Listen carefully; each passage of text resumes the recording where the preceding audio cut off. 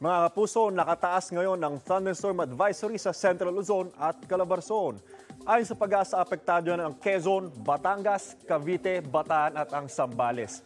Pinaalerto ang mga residente mula sa banta ng baha o kaya naman ang landslide. Tatagal ang nasabing thunderstorm advisory hanggang 8:30 ngayong umaga. Nananatiling nakabukas ang tig-isang gate sa Ambuklao at Biña Reservoir para magpakawala ng tubig. Base yan sa latest monitoring ng pag-asa na inalabas ngayong umaga.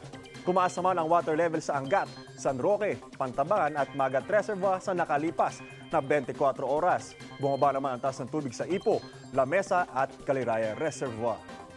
Ako po si Anjo Pertiera at yan ang latest mula sa GMA Integrated News Weather Center. Maaasahan anuman ang panahon. Know the weather before you go para mag-safe lagi, mga kapuso. Mga kapuso, know the weather before you go at mag-subscribe na sa GMA Integrated News sa YouTube. Para sa mga kapuso natin sa abroad, bisitahin ang GMA Pinoy TV at www.gmanews.tv.